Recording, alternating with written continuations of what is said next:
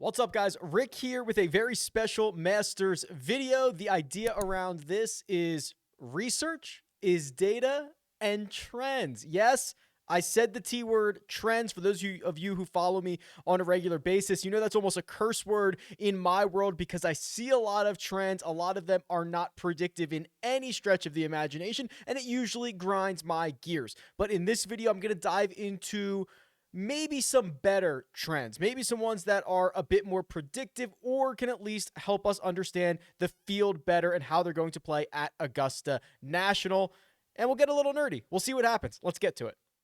All right, everything you see here is from my website, RickRunGood.com. It's a golf and data website for betting and fantasy, and I like it, and I think you will like it too. Let's just start with kind of the biggest overall trends. Course history at Augusta National. This is the only major championship that doesn't rotate, so we've got extra data. And the fact that Augusta National, for the most part, plays very similar every year, I think this is very helpful information. There are 3 new green complexes this year. Number 11's been lengthened a little bit. The bailout area is a little bit different. So there are differences over the years, but overall very, very consistent each and every year. Here's the Holy Grail. Dating back to 2008, the best players in this field in terms of strokes gained. Number 1, Will Zalatoris. Now, that's only 4 rounds, so don't get super excited about that. Or you can. You can get, I don't care. You get excited. I'm excited. It's the Masters. Do whatever you want. Will finished runner-up in 2021. He gained 12.8 strokes to the field. Average that out. It's 3.2 a round over 4 rounds. Next, Jordan Spieth. It's almost shocking that he only has 1 green jacket. Feels like he has 5. Because he's got the win, the 2 runner-up finishes, the 2 third-place finishes, absolute elite course history, 32 rounds, 2.4 strokes gained per round. And then you get that man, the former number 1 player in the world, Jon Rahm, $10,800 on DraftKings this week, gaining 2.2 strokes per round. He has finished inside the top 10 in 4 straight years. Jon Rahm starting to figure out Augusta National. You hear that word experience all the time, right? So if we were looking through this, I would start to describe experience around 16, 20 rounds. That means you probably played it 4 or 5 times. You're starting to get the feel for things out there, understanding the greens complexes. So when you see somebody like Bobby McIntyre with only 4 rounds or Thomas Pieters with only 6, yeah, that's great information, but it might not be super actionable just because it is a small sample size. If you like experience, let's flip this around and sort it by most rounds played. Again, dating back to 2008, Adam Scott's played 54 rounds, and he's playing them on a 1.1 strokes gained per round average. Pretty darn good. In fact, last year, losing 6 strokes total over 4 rounds, by far the worst performance in his Masters career. Only the 3rd time in which he's actually lost strokes to the field. So Adam Scott gaining over a stroke per round. He has a green jacket. Bubba Watson's at 50 rounds. He also has not 1, but 2 green jackets. And then Justin Rose in here as well. All these guys, big gainers. Rosie, the one of the 3 at the top there that does not have a green jacket, and of course Rory McIlroy here, 48 rounds as well, gaining about 1.45 strokes gained per round. So there's a lot of experience out there. Let's flip this around and look at it another way. Let's look at the worst players. Let's just do it. Now, a lot of these guys are going to be past champions, right? I'm not going to drag Sandy Lyle. I'm not going to drag Larry Mize for losing over 2 strokes per round because, listen, no one's expecting them to be competitive. But in terms of guys that we are expecting to be competitive, guys that if you look at their salary on DraftKings should be somewhat competitive. Well, a couple of notables that stand out to me: Jason Kokrak. He's only played 6 rounds. That's 1 made cut and 1 missed cut. He finished 49th the year he made the weekend. That was last year, losing nearly 1.4 strokes per round. Terrell Hatton, a guy I kind of like this week's, played 16 rounds, losing nearly a stroke per round. Now, I will say 2021 was his best year. Finished T18, gained nearly 5 strokes to the field. The first time in his Masters career that he actually gained strokes to the field. Who else is in here? Max Homa only has 4 rounds. Maybe this is the most notable one. Billy Horschel, who's been great this year all across the globe, has over 20 rounds played, 24 of them over his career since 2008, and he's losing a half a stroke per round. That's a lot. It's a lot. Only twice since 2008, has he gained strokes to the field? 5.5 in 2016. He gained just a hair over 0 in 2014. It's not a lot of great history. So we've kind of got, converging trends. Is it recent form? Billy's been great. Is it event history, course history? Not so great if you're Billy Horschel. That one stuck out to me, along with Gary Woodlands, who is back in the field thanks to that U.S. Open victory, but he has never really had much success around Augusta National. 27 rounds, very similar to Billy Horschel, losing about a half a stroke per round. Let's move from Masters history to major history. This, I think, is important. We hear guys talk all the time about trying to peak at the right times. Major championships always have the best fields, a lot of them much, much deeper. In fact, all of them deeper than what we get at the Masters. So I think this is important, and there is no surprise. Your undisputed major championship king is Harry Higgs. That's right. Four rounds for Harry. 2.5 strokes gained per round. He's only played one major. It was a T4 at the PGA Championship. No, the answer is Brooks Koepka. Brooks Koepka gaining over 2 strokes per round in 113 rounds. To put that into perspective, anybody who's gaining over or who's played at least 100 rounds, I mean, Spieth is next. He's played 129 rounds. He is a third of a stroke worse than Brooks Koepka. Colin Morikawa, who already has 2 major championships and he's only played 30 rounds in majors, has not even gotten to the strokes gain number of Brooks Koepka. Brooks has top 10 over half of the major championships he's played, 16 out of 30. It's wild stuff. It's absolutely wild stuff. He's $9,400 on DraftKings. He's probably going to be 18-1, something like that. By the time this thing actually goes off, we'll see what the numbers are over the course of the week. But he is the undisputed major king. The other notables, smaller sample sizes, Xander Schauffele doesn't have a win. Does not have a win, but is gaining more strokes per round than Jordan Spieth, than Rory McIlroy, than Dustin Johnson. Hasn't played as many rounds, played about half the rounds of Jordan Spieth. But look at these. He's just piling up top 10s. He's missed 2 cuts, one at the PGA Championship, 2 at the PGA Championship, one in 2017, one in 2021. He is just a high floor golfer. He's $9,600 this week.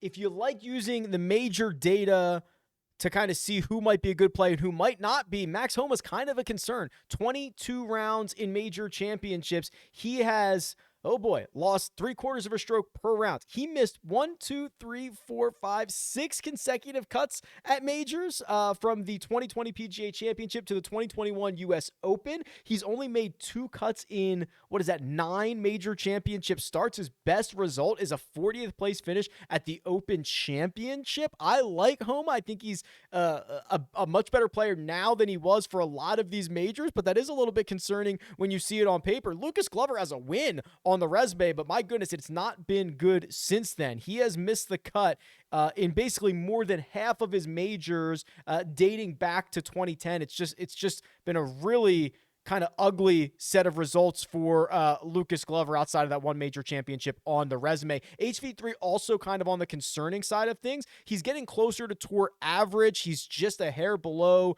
tour average, but you see 4 cuts missed in 8 starts. His best finish is a T29. All of his best finishes coming at PGA Championships. This is going to be the first time he tees it up at the Masters.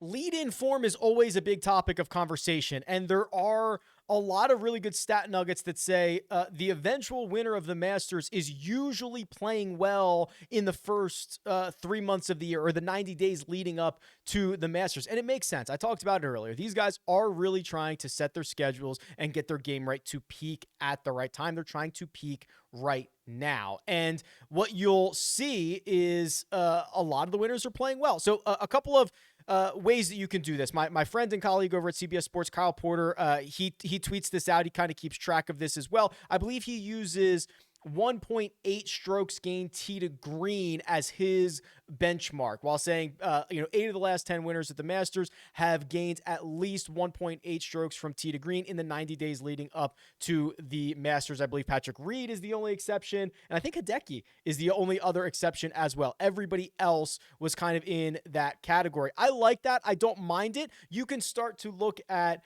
just PGA Tour rounds, because those are the only measured rounds that you're going to get the tee to green stats on. I like to look at all rounds played around the world, and I like to use 1.5 strokes gained per round in total. Historically, I think you get 7 of the last 10 winners, so it's nothing. It's not like you're losing out on a bunch of guys, and I think it kind of encapsulates more of a worldwide tour. So let's look at those golfers, 1.5 strokes gained per round in the 90 days leading up to the Masters.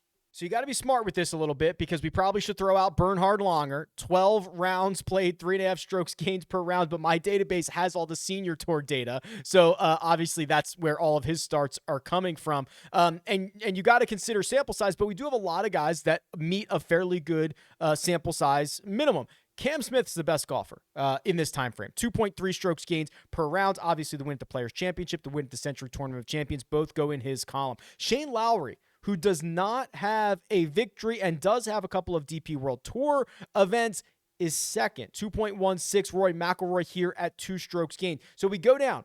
Who else do we have? Justin Thomas, Scotty Scheffler, Joaquin Niemann, Terrell Hatton, Matt Fitzpatrick, John Rahm, Russell Henley, Victor Hovland, Hideki Matsuyama, Patrick Cantlay. That's the guys. Those are the guys. And it sounds like a lot. I actually went back and looked at this. There are more golfers that match the criteria this year than basically any year in the last decade or so. What does that say? It says that the depth of the tour is deep, right? And all of our best players are playing well right now. So we've got, a dozen guys, maybe more than that meet the criteria of a stroke and a half gained per round leading into the Masters, something that has been, I don't want to say predictive. It hasn't been predictive, but this makes more sense, right? Guys that are playing well leading in are going to play well at the Masters.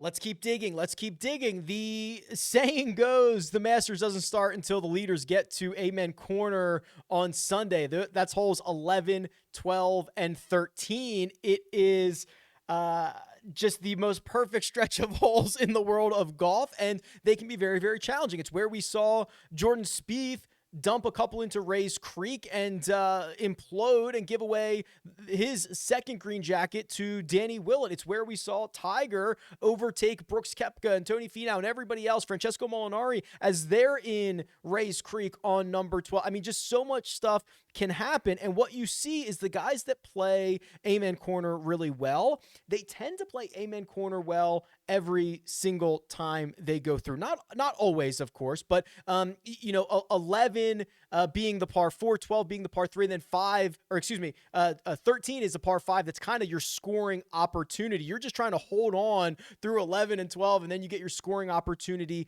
at 13. And I wanted to look into the guys that have historically played at Amen Corner very well. So what I did is I loaded it in all the scorecards dating back to 2008 into my PrizePicks tool here on the website, because I have it built for the hole-by-hole stuff. So what you could do is you could select 11, 12, and 13. You can see for any years that you want the historic scoring average. I'll just load them all up, and you can see all the golfers in this field and how they generally fare around Amen Corner. So no surprise that of the big boys, it's Jon Rahm again, who usually gets through Amen Corner very, very well. He's played this 20 times. He's gone, like you can see, 9 to 11. 11, everything like that is under par. 12 is par for Amen Corner. So if you use this tool for PrizePicks this week, which I know they're going to have Amen Corner props, right?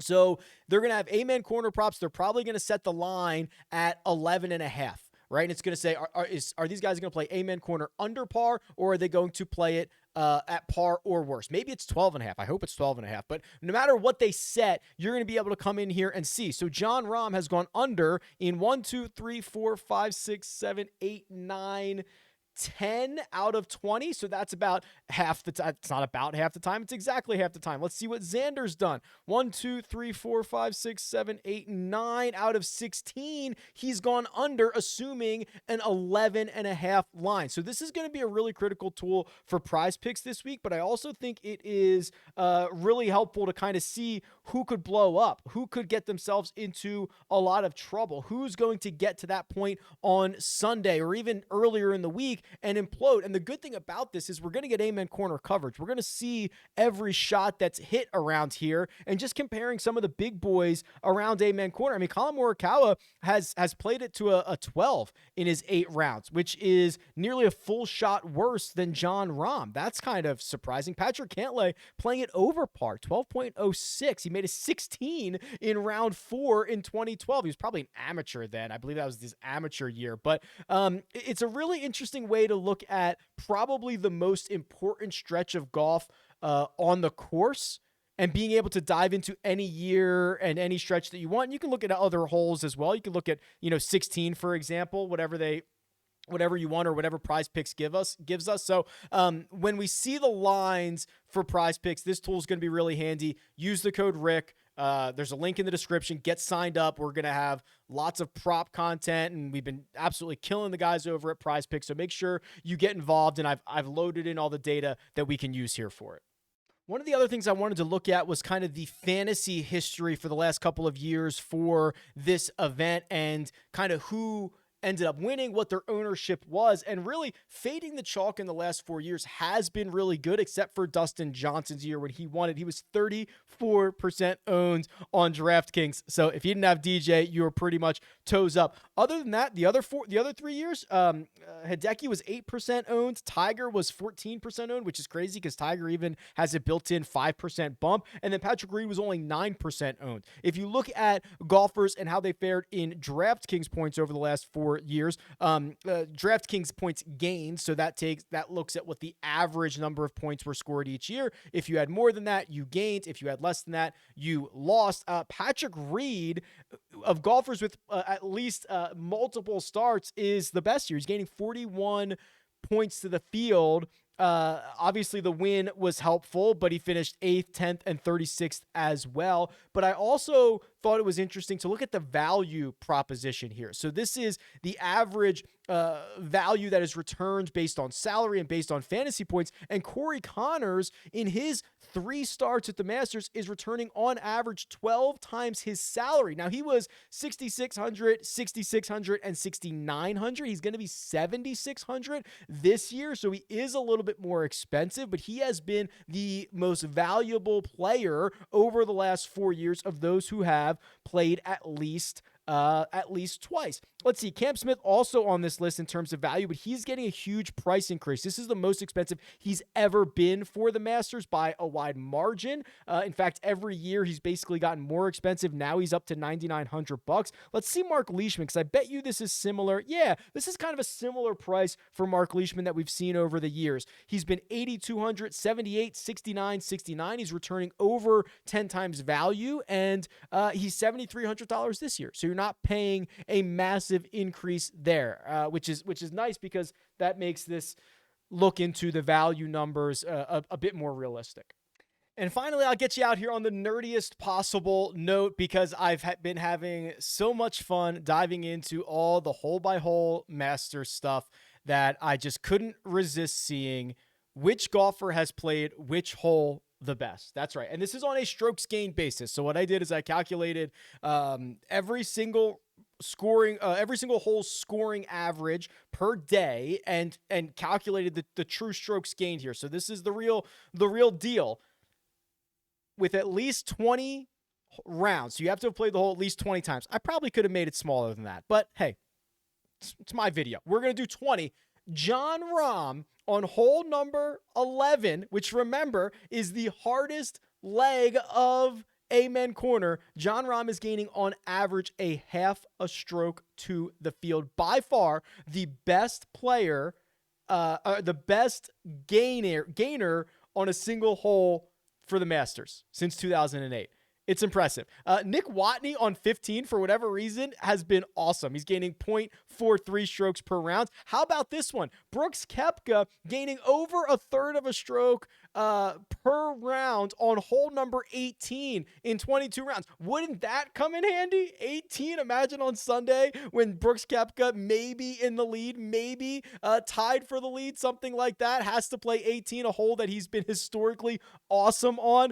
There's some really weird ones in here, like like Graham McDowell on 16. Maybe that's part of a PrizePicks prop. He's gaining over a third of a stroke per round. I don't know. I don't know what this means. The answer is probably nothing. I just thought it was interesting. So keep an eye out for Rahm on 11 and Brooks on 18 and, let's see, Spieth on 10. What are the worst ones? Of course, I forgot. Let's do this.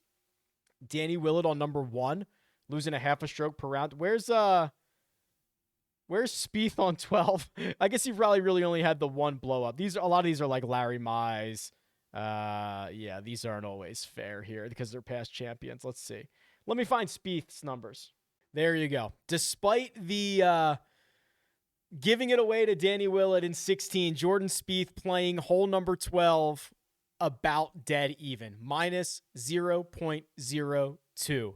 His best hole is hole number 10, gaining a third of a stroke on hole number 10 in 32 rounds. It doesn't mean anything. I don't know. It's nerdy. It's fun. I hope you'd enjoy this. There's just been so much Masters research that I've been doing over the past couple of weeks that I couldn't even wait to the DFS preview. I just had to go after it and see what's out there. So the cadence for content this week will likely be the same. You've got your DFS preview on Monday, live scramble shows with Andy on Tuesday and Friday, live chat on Wednesday, power hour Wednesday evening for Jock Market, a 300 yards to unknown episode. I mean, there's just going to be so much stuff going on. I thank you all very much for the support. If you like this, let me know. If you hate it, let me know. Tweet me at RickRunGood. Leave a comment below. Good luck.